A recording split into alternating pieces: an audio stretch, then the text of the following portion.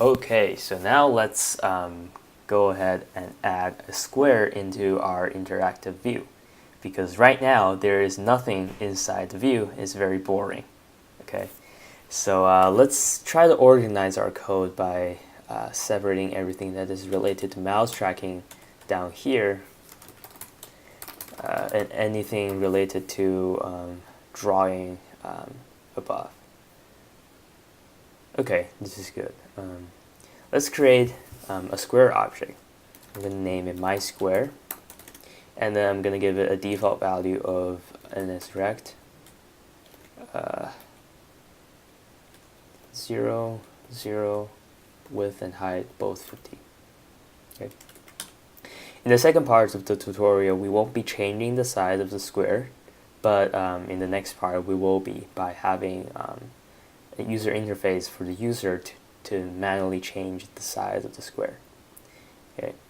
So the reason we created a variable like this is because we want to track changes to my square and then update its display. Okay.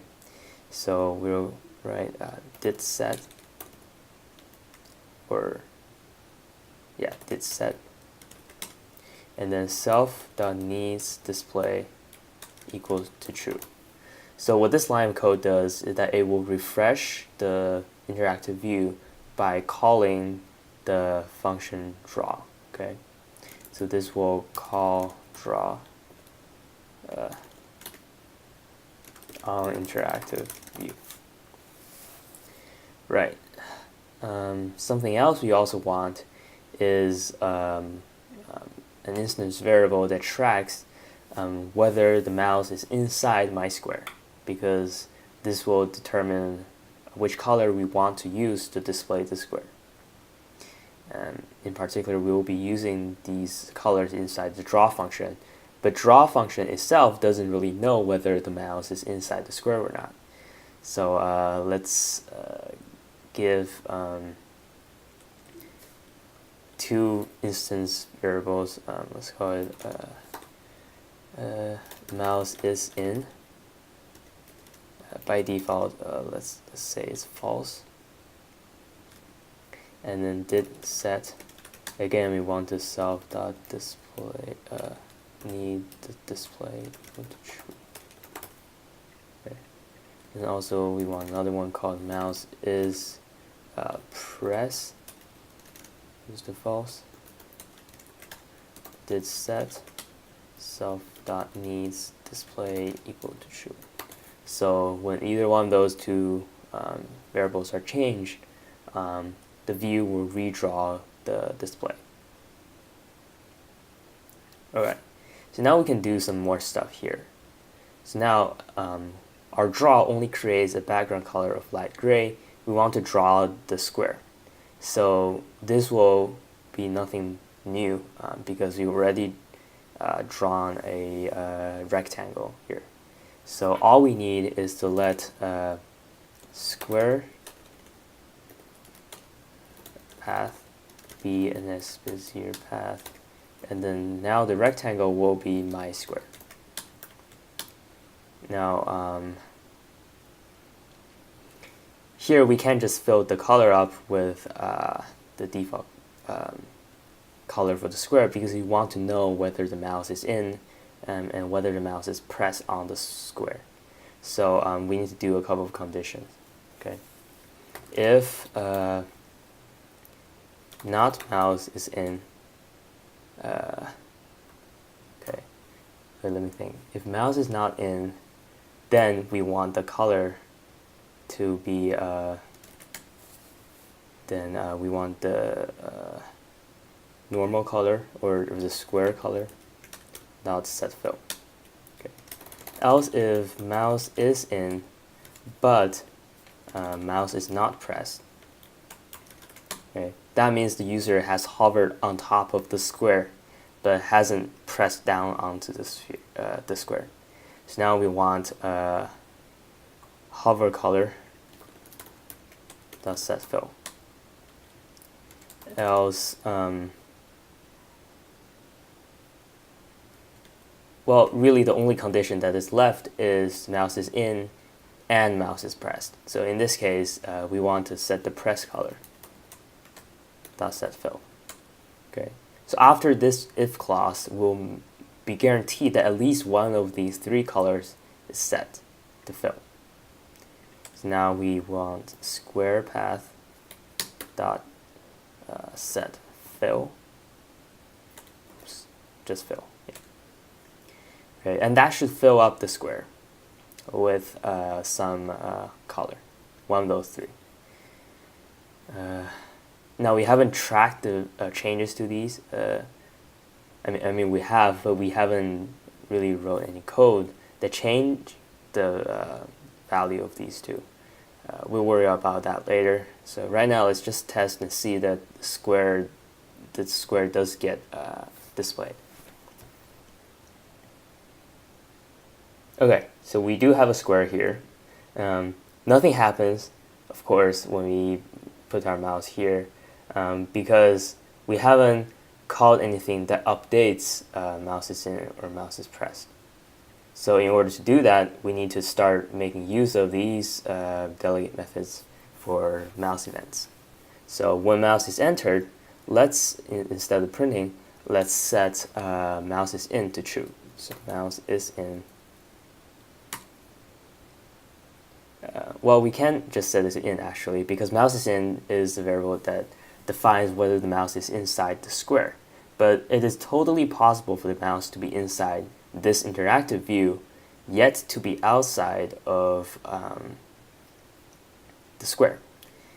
So what we actually need is to make use of this function here, mouse move.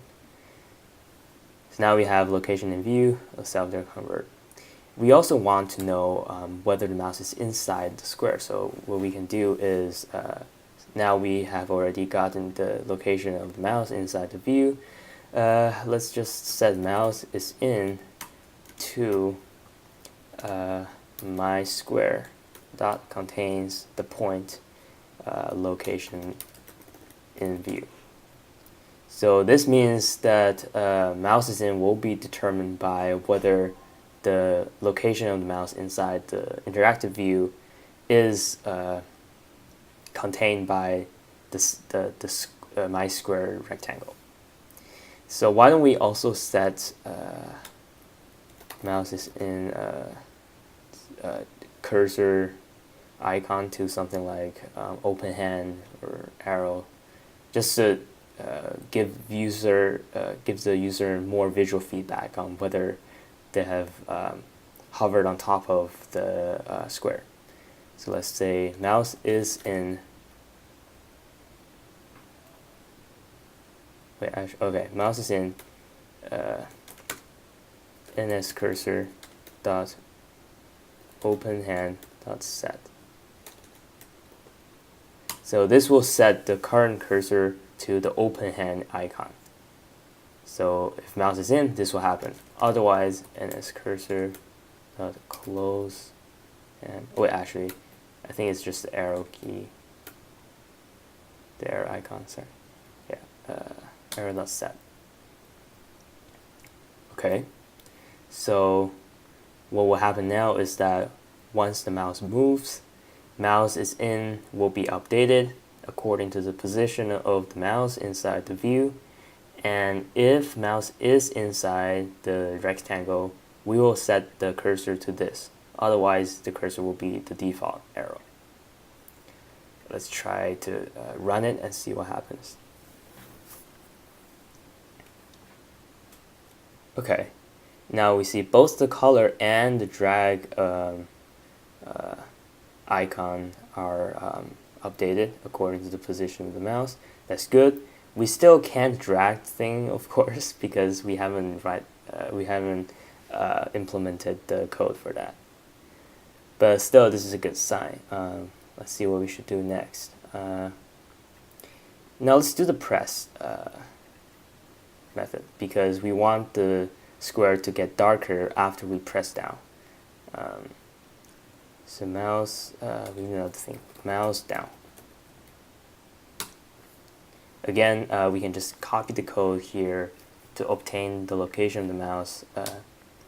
if we're going to say mouse is down or mouse is pressed equal to my square dot contains location in window.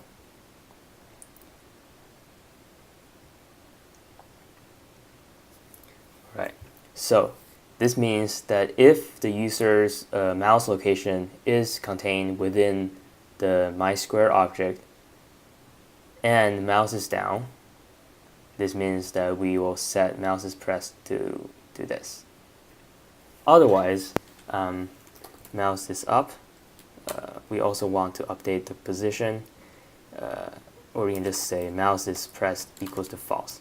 That's obvious. We don't even need to track the location of the mouse here, because if the user doesn't press down anymore, like they raise up their hand, then there's no way that we want to display the press color for the square. So let's try that.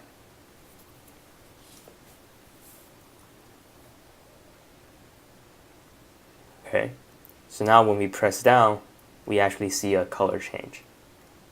So now we are almost done with our implementation of an interactive drag view. The last thing we need to do, which is the most difficult part, is to get the square moving around. Alright, so for this square to move around, we need to make use of mouse drag.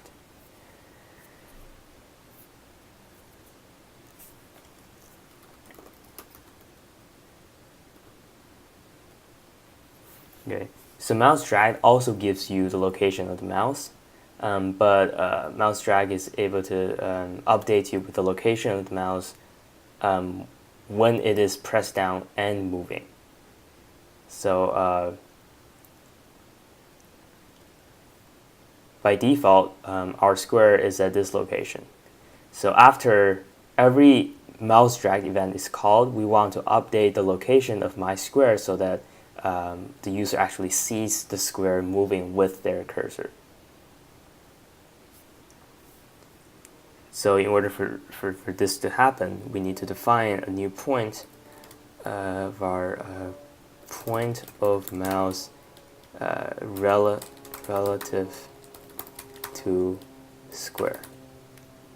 Let's define this to be an NS point, which we haven't defined yet. So when the user presses down on the square, we want to note down the location of the cursor relative to the square. And this will allow us to update the MySquare object. Okay, this might seem a little bit confusing, but I'll demonstrate how this works. So when the mouse drags, we also want this code, so that we want to figure out the position of the mouse here. Okay. And by the way, I think I need to update mouse down here. So if mouse is pressed, then we want to set point of mouse relative to square to the point of the point of the cursor relative to the square. That is basically what this variable name tells us. Okay, so let x to location in view dot x minus my square dot origin dot x. Let y equals to location in view dot y minus my square dot origin dot y. The reason this will work is that in order for the mouse location to be contained inside the square, its x value has to be greater than the origin's x value of the squares. And similarly for the y value, it has to be a little bit bigger than the origin of the y value of the square. The origin is at the bottom left corner, so if you run it, you can get an idea of how things are working out.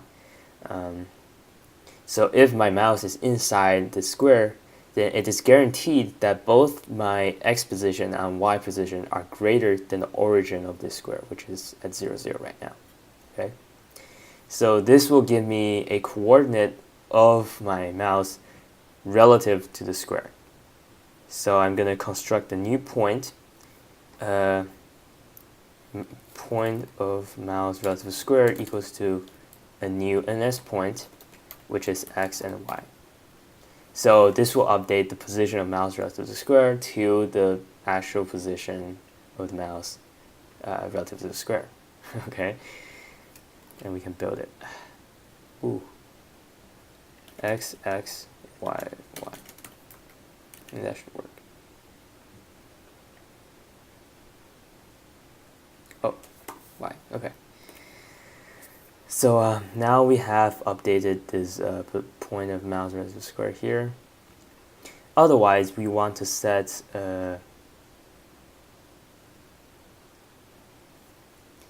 here we want to set mouse the point to nil, because if the mouse is raised up, then there's no point in trying to keep track of this position.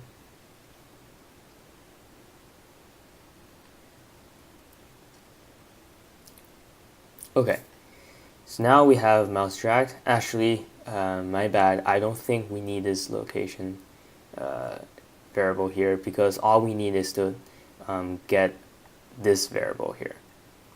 So if the mouse is dragged, then it is almost guaranteed, well, if our code works, then it is guaranteed that mouse is down, this method is called before mouse is dragged, because there's no way you can drag the view, drag the square before you even press down on the square. So if mouse is pressed, now mouse is pressed is not about whether the mouse is pressed inside the view, it's about whether the mouse is pressed inside the square. So if mouse is pressed and point of mouse relative to square is not nil,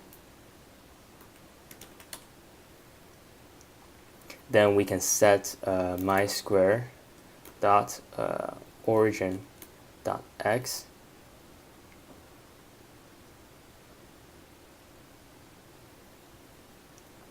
to the current location. Wait, actually, I think I still need this variable. Okay, so let's just paste it in here. Okay, so location in view gives you the position of the mouse inside this view, the interactive view. Right, and we know that the origin of the square is very close to the location in view, except by the offset of this x and this y. So my square dot origin of x is basically location in view dot x minus the point of mouse relative to square dot x. We can do that. Okay, my square dot origin dot y equals to location in view dot y minus point of mouse in relative to square dot y. Okay, so it might take you a little bit of time to digest this, but hopefully you can understand why this is the case. And let's see if we can get this thing working. Okay, let's run it.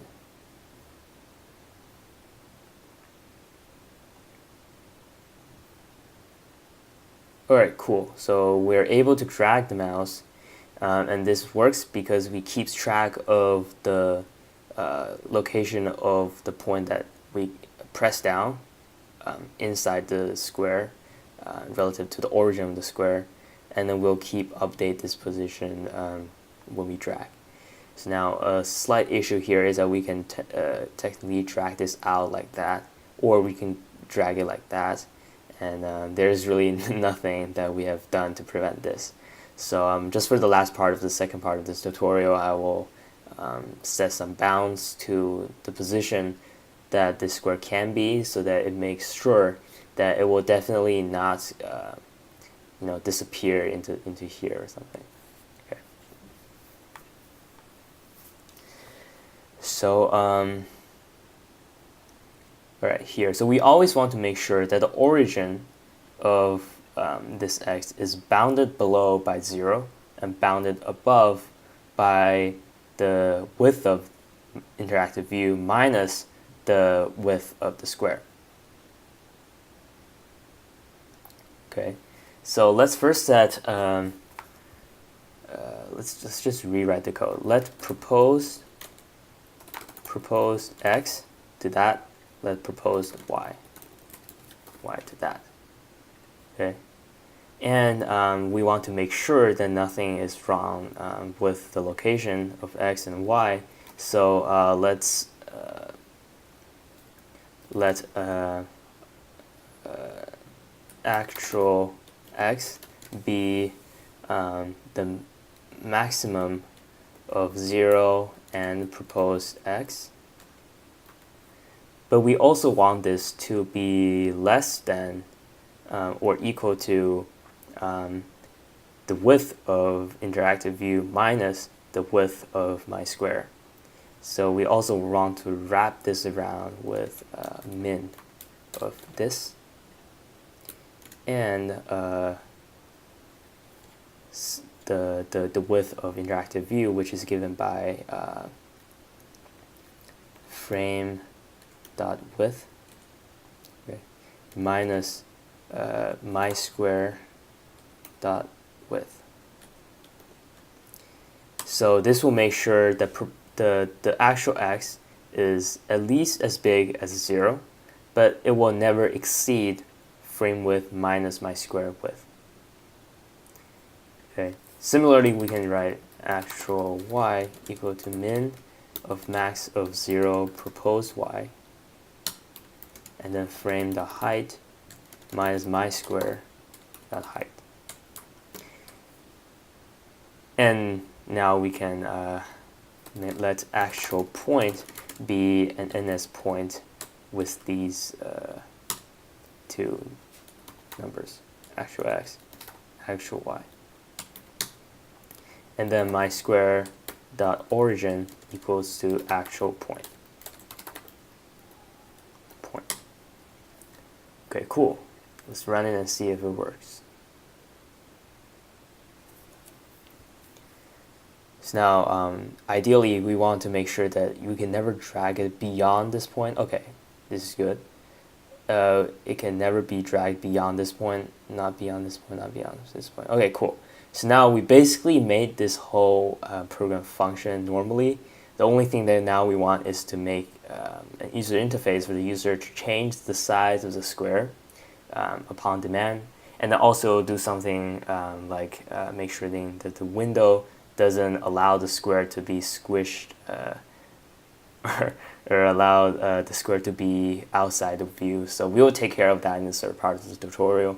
But hopefully this second part gives you an idea of how it's like to do some drawing inside a macOS application and build your own simple version of drag gesture recognizer. All right.